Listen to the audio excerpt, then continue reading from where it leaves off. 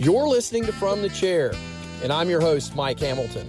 Join us each episode as we talk to athletic directors from across America. We're going to talk about topics like leadership, career development, issues of the day, and I can promise you we're going to have some fun along the way too. So sit back, listen in, and let's dive in. Let's go. All right, great to have you with us today. My guest today, longtime friend, Vice President and Director of Athletics, the new Vice President and Director of Athletics at Florida State University, Michael Alford. Michael, great to have you with me. Always great to be with you, sir, and really appreciate you taking the time and inviting me to come on and talk to you. It's always great to see you. Same here, man. Same here. Look forward to our conversation. I know you've got a lot to share that folks will want to hear about. So, look, hey, I was thinking about in prep for this particular episode, just the unbelievable brands that you've had the opportunity to be a part of, to work with, to have the chance to move the needle for. And I think about, Alabama, Southern Cal, the Cowboys, the Bengals, the Sooners, and now and I probably maybe left a couple out, and now you're here at Florida State. What has attracted you to these big brands and the experiences that you've had with those particular, let's call them institutions, because that's what they are? Yeah, more importantly, it's Mike's the great people I've been able to work with. I've been blessed. I've had great opportunities to go to places and to be able to make a difference, and have been able to work with great leaders, icons in this industry, from learning from Mal Moore to Ben Sutton to Greg to you name it, Mike Garrett out at USC, Mr. Jones, the Brown family. It's just being able to work and learn under and been given leadership roles in those organizations, and to learn different philosophies, what has worked, what hasn't, take philosophies of great leaders and kind of form your own and kind of mold what you want to do, not reinvent the wheel, but maybe you have a different personality or a different management style of something that was going on at those institutions or those organizations, and apply them to where you are and put your own twist on it. And just really, I really look back at and still stay in contact with all of those great leaders and use them for guidance. And that's just something that they invested in me, and it's just goes a long way when I'm able to talk to them and make them proud. Yeah. I think about all those names you just rattled off, and, they're great operators, great leaders, great revenue generators, that kind of thing. And you yourself came up on sort of what I would call the revenue side of the house, and, sponsorship, sales, development, fundraising, all those kinds of things. And then when you got your first athletic director opportunity at Central Michigan in 2017, I know you probably knew that side of the equation pretty readily because of the history you had there. But what did you take from your experiences, all those folks you just listed off, as it relates to how to run your own show and be the right kind of operator and leader for an athletic program as you headed there into Central Michigan? Yeah, I'm always going to be on the external side. One thing I've learned from the places I've been is you got to constantly be looking to recreate revenue streams and look at things a little differently and look big picture and look long term, and try to put together processes and procedures that are going to lead to success. But then also learn how to manage people and do it in a caring way. And the people I've been fortunate to work alongside and work for, they all have that same quality, is that they really care about you. They care about your success. They're going to give you opportunities to have success, and they're going to train you along the way. They're going to invest in you and put resources behind you that lead to successful units, and which leads to a successful organization. And that's really the main thing I learned, is believe in your people, set them up, and provide them opportunities where they can excel, and train them and let them fail. I'm not afraid to put someone in a situation thinking they may fail, but I want them to learn from that opportunity. And how do we get better? And just constantly working with your staff to look big picture and invest in them to have success. Yeah. I want to come back to some of the success you had at Central Michigan in a few minutes, but I want to kind of continue to transition through the career path for just a moment. You and I talked on a number of occasions as this opportunity to move to Florida State first, the Seminole Boosters CEO role came about, and you were given the chance to consider that. There are only 130 of these FBS AD jobs, and you were in one of them, and certainly your career would say that the trend lines would say you were going to have a Power Five opportunity sooner rather than later, based upon your skill set and that kind of thing. You decided to move to Florida State, and I know some of it was that you knew that David would be working for a period of time, but eventually would retire, and so maybe there was a chance to follow in line there. But there was let's call it what it is. There was risk, right? There was a risk in leaving a chair as an athletic director to move into a strictly fundraising development role. I know the Boosters had more. Boosters organization does a lot more than that, but I'm talking about in a general sense. So talk to me about that risk analysis and why you decided that was the right move to move to Seminole Boosters as CEO and president. It was tough leaving Central Michigan. The president there, Dr. Bob Davies, is a wonderful human being. The board of trustees were great to me. We had accomplished great things. Set records fundraising, built new facilities, hired unbelievable coaches that are still there and doing wonderful things. But the opportunity at Florida State and really the Seminole Boosters, because it is such a unique organization. With all the assets that they manage, that they run, it's more than just it's a true business. It's more than just the fundraising arm of an athletic department. And to just use my skill set, use my entrepreneurship to go in and see how can I move that organization forward, but while also looking back at the mission of getting it refocused into the mission, the educational mission of the university and the athletic mission that they're there to serve. And you spent the year doing that. It was a risk. I had many conversations about if I leave this opportunity, where will I get another opportunity moving forward? But always, I had loved taking challenges. Joe Castiglione teases me all the time about taking challenges, my mentor. And he's like, Michael, no one will look at something and bet on themselves more than you do. You will look at something and always bet on yourself to go and do the right thing and have success. He goes, I've never seen anybody like it that goes and does that more than you do. But that's kind of the way I look at it is I have a lot of confidence in my abilities. I have a lot of confidence that my processes and procedures work and able to go install them to make the organization better. And that's just something that when you look big picture, not knowing if this opportunity would even come my way, it was still a great opportunity to come to Tallahassee and Florida State and be a part of this great institution and really just bet on yourself that you would get that opportunity again somewhere someday. Yeah, I think I want to hit on the what transpired over the last few weeks as you transitioned to the athletic director role at Florida State, and the idea that you had moved to the Boosters and then had hoped when David retired that you would have the chance. It's very public that there was some talk in there that Vince Tyra might become the athletic director, and then the university obviously named you the director of athletics. And I had a time I know when I was waiting to see what was going to happen at the University of Tennessee, where I was very clearly a public candidate, but Tennessee was rightfully so talking to a lot of candidates. There was even a mention of a particular candidate or two that were going to be hired. And at the same time, you're sitting there on campus and you've got your task for doing your job, right? And so I want you to talk. I know because I talked to you during that time that you were solidly focused on your day-to-day and your task at hand, because that's what you have to do, right? And so maybe walk us through a little bit of where your head was during that time and how you remain focused on the job that you were called to do first and foremost at that point, while the university was doing what they needed to do in terms of due diligence.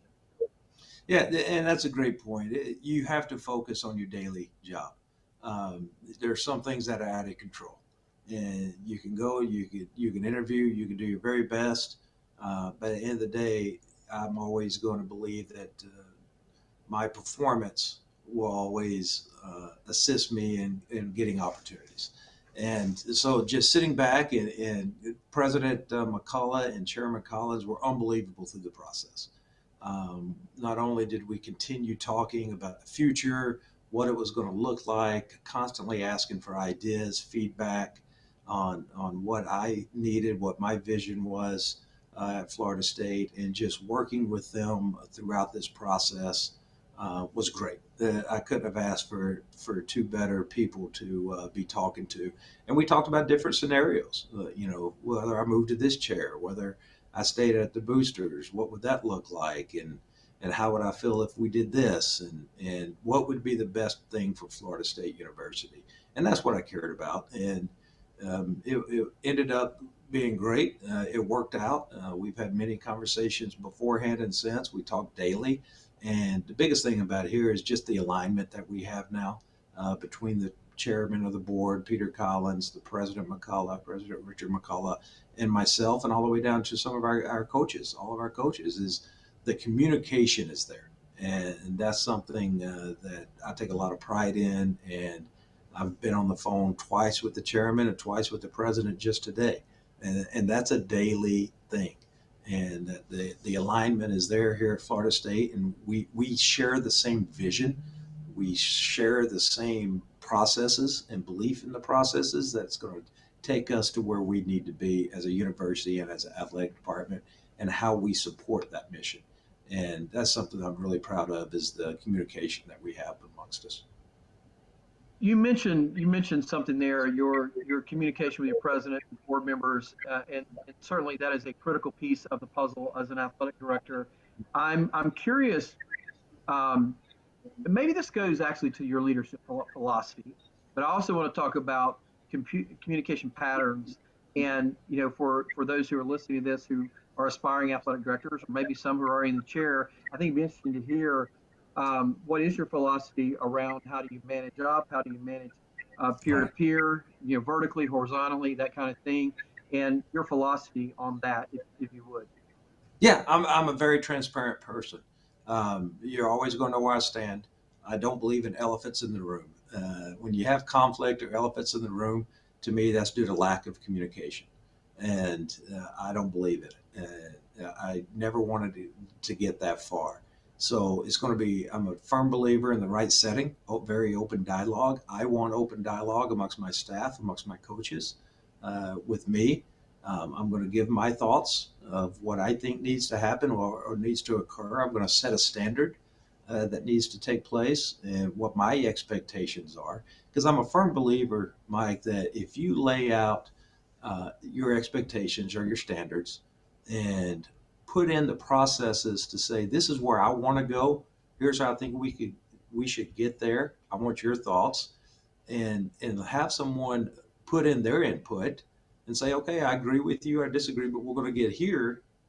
They're going to take ownership of it. And I'm a firm believer that of providing someone the standards that are expected and really give them the resources and watch them take ownership. And that's the same philosophy I have in communication up. Is I'm going to let my chairman, my president, understand. Here's where I think we need to go. Here's what we're going to do to get there, and get their feedback on it, so they know that I care. They know how involved I am in that process, and always there would never be any surprises, because they're constantly knowing what my vision is, but more importantly, my thoughts on how we're going to get there. It's one thing to have a vision, say, hey, we're going to get here, shut the door and leave. No, we're going to get here, and here's how we're going to do it. It may be a 3-year vision. It may be a 2-year. It may be a next week vision. But before we get there, these things need to take place, and it's how we're going to do. So everybody is involved in the process. And that's just my communication style. I believe in it. It's the way I've always been. And it's what I ask of our staff as well, is to provide solutions to the vision that we're setting forth.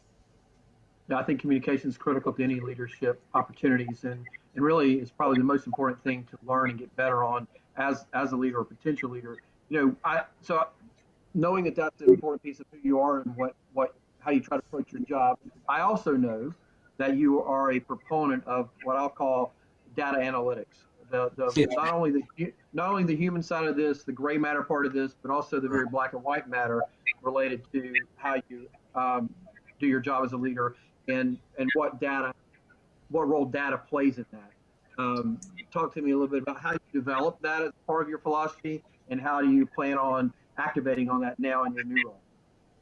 I've been fortunate to be in the private sector, whether it's NFL teams, Major League Baseball franchise, and I wish you could see, but right here is a big television that is constantly scrolling through all of my revenue streams and measuring every employee. So I could see what they've done today, what they did this week, what we've raised, what revenue streams, and it's instant information. So if you have a meeting, I can see how many meetings, what were the results of the meetings, what we've raised this today, this month, uh, every campaign we have going on, where we stand. I'm just a firm believer in you are what you measure, and it's just right here. It's members by sport. Revenue this month in our coaches clubs 122,000. So it's Yeah. constantly being measured, and these monitors are up in our hallways.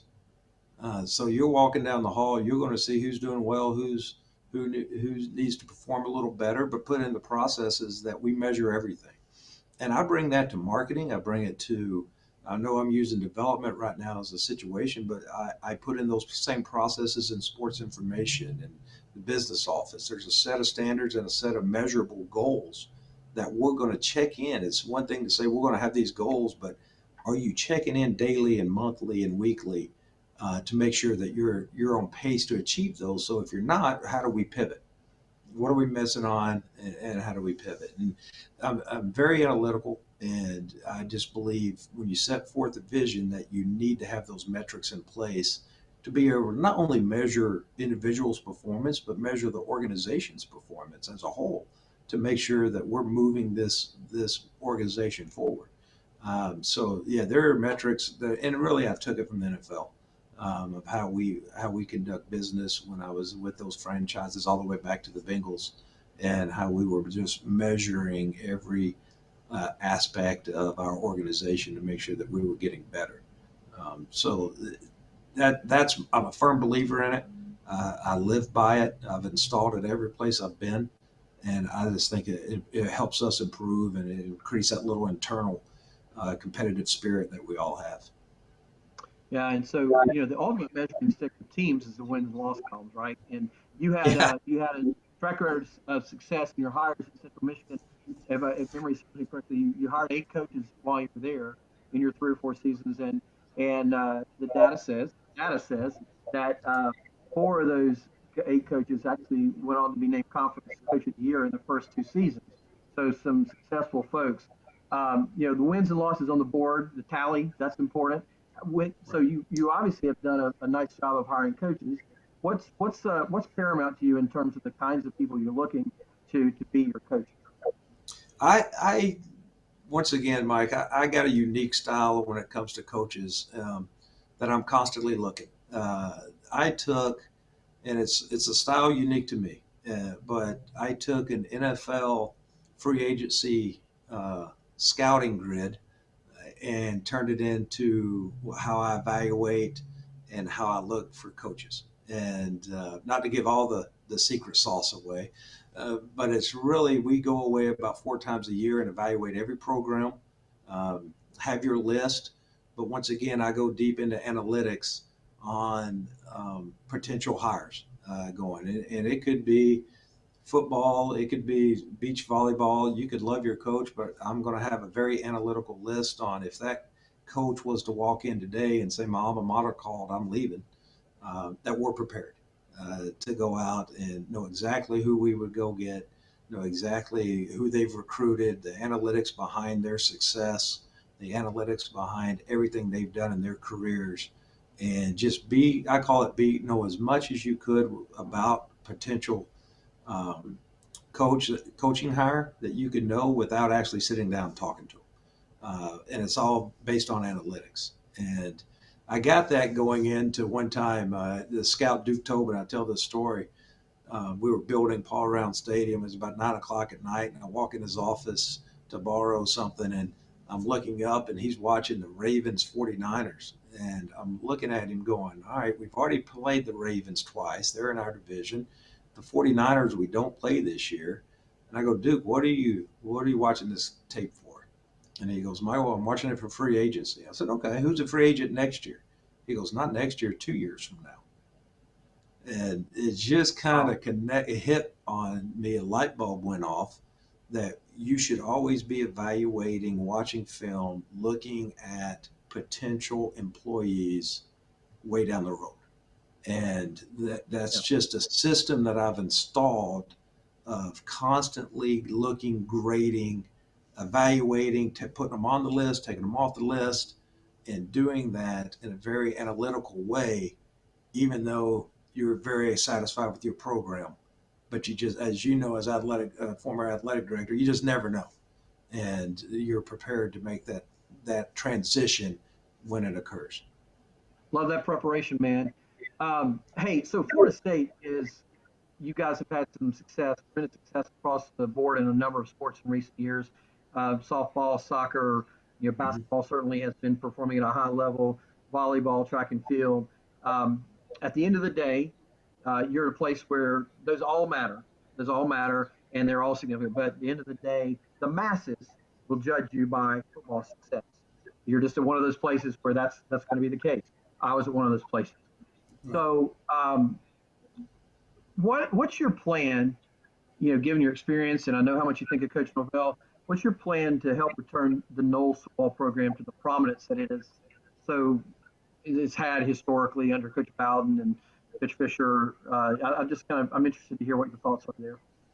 Well, that's first. We have a great relationship, have since I got here, and been able to sit down with him now that I moved into the chair, and sit down and ask him what he needs. What resources do you need to get this program back? And some of it's staffing, some of it's facilities, and we're addressing all those.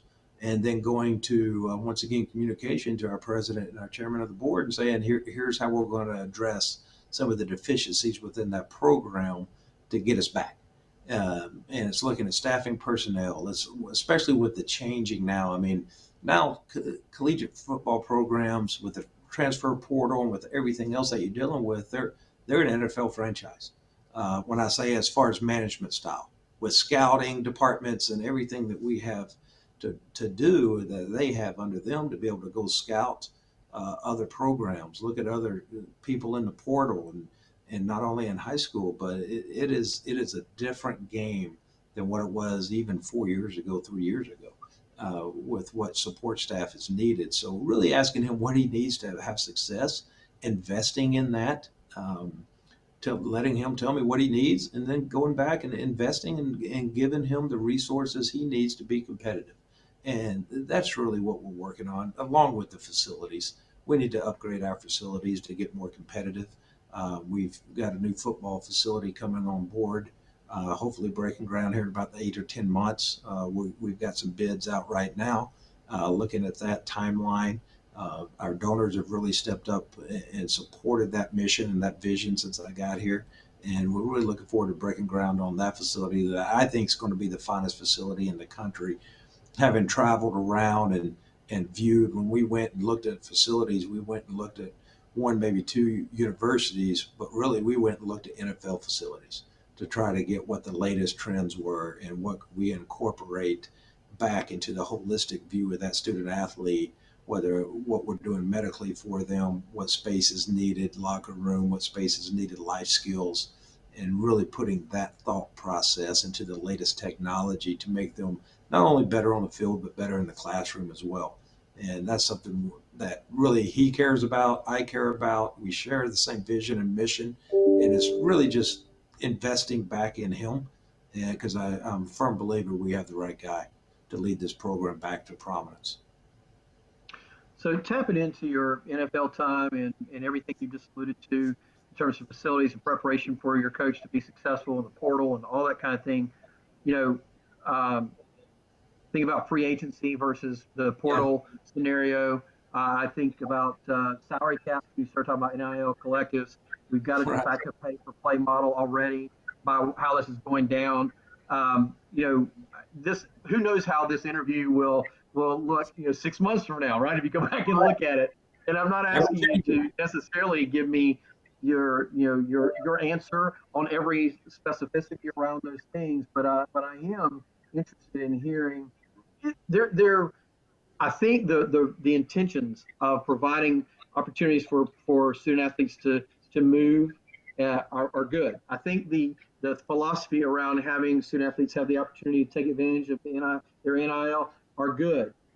We have now seen in short order that it appears, at least early on here, that we're going to have to figure out some kind of framework around that. Correct. To give some guidance or where, I mean, we're living in the wild west, and let's don't completely blow this thing up in such a way that we don't have some of the goodness about college athletics stuff at the end of the time of all this.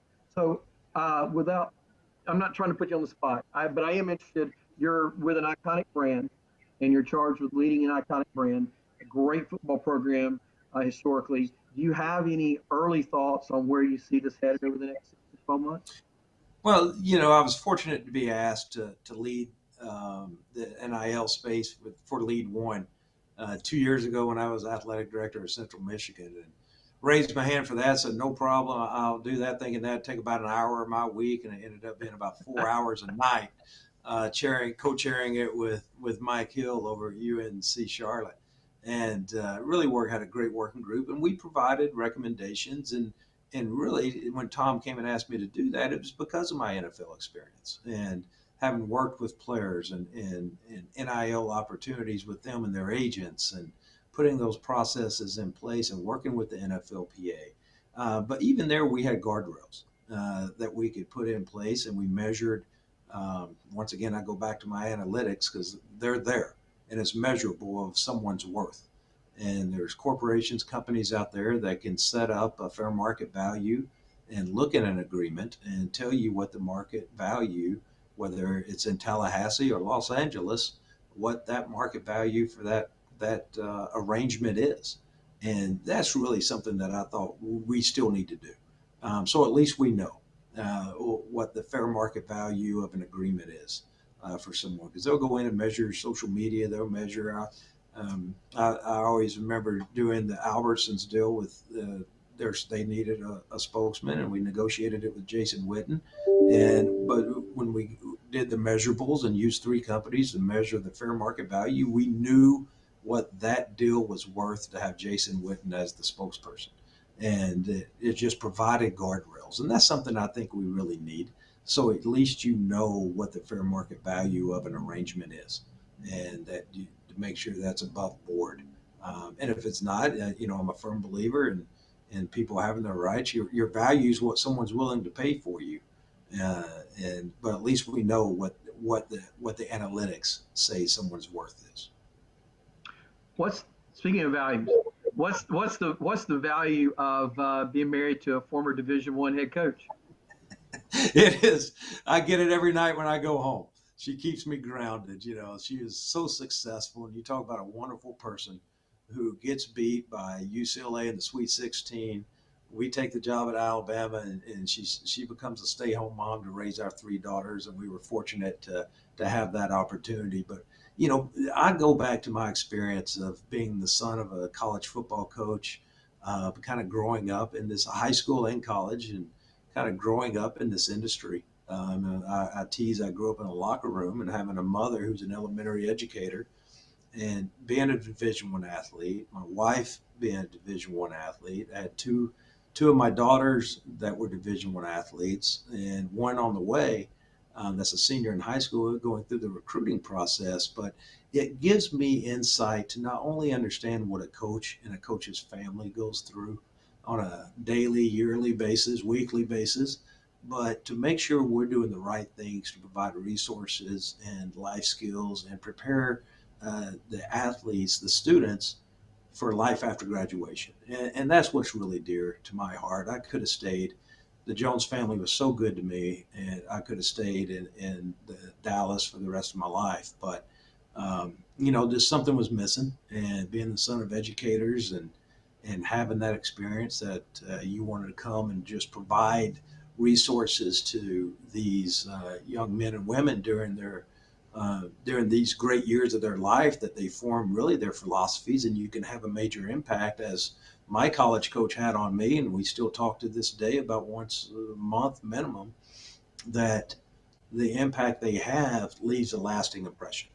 And that's what really drew me back to college athletics, and Joe gave me a great opportunity to come back and work with him, and even once again, as we discussed earlier, learn more from Joe Castiglione about how to improve an organization and how to improve yourself, and just learned so much under him, and that going back to college athletics and having an opportunity to hopefully have an impactful, meaningful relationship with student athletes is just something I cherish. All right, last question. You are the athletic director of a big brand state institution sitting in the state capitol. So Yeah. how does that inform how you have to go about your job? Does it change how you have to go about your job, knowing that all around you, politics are swirling, and Florida State matters on the Hill, so to speak? So just interested in your thoughts on that. It is different being here, whether you're the president or the athletic director. Florida State's different because you're in the state capitol. Just this last night, I had dinner with the top fundraiser for one of the political parties in the state, and getting his thoughts. He's a Seminole. I had dinner at Doak Campbell Stadium the night before with state senators who are Seminoles, when there's 8 of them there, talking about what we're doing up on the Hill, talking about different bills that are being put forth and how that impacts not only the state, but our institution. So it is a little different than other places I've been, because you are 4 blocks away from the state capitol and you have that influence here. But I wouldn't have it any other way. It's what makes this job so great. The people you get to meet, across the state. I was in Miami in some meetings and had a 3-hour breakfast with Marco Rubio to talk about NIL and some other things that he's thoughts. You talk about a guy that's well versed in collegiate athletics. That 3 hours seemed like it took 15 minutes, because how well versed and up to date he was, and wanted my opinion on some of the thoughts he had as he navigates Washington, D.C. and some things going on there. So you do have that here. And I wouldn't have it any other way, because I like to pick their brains and make our organization better and make myself better, self-growth, just as much as they like to hear what we're up to and what we have going on in our vision. So it is a unique experience, but I call it a unique opportunity to improve. Yeah. Well, man, I'll tell you what, it's been great to visit with you, and I'm so excited for you to get this opportunity. I know you'll crush it and do a great job, and can't wait to get back down your way and grab a meal again soon. So thanks for joining me today. No, it's always a pleasure to be with you. I really appreciate our friendship through the years and your advice you've given me along my journey. Hey, it's been great stuff, Michael. So you've been listening to the Director of Athletics, Vice President and Director of Athletics at Florida State University, Michael Alford. I'm Mike Hamilton, and this has been From the Chair. We hope you'll listen to us each week on wherever you find your podcast, or watch it on YouTube if you want to see the video format. Thanks for joining us, and we'll see you next time.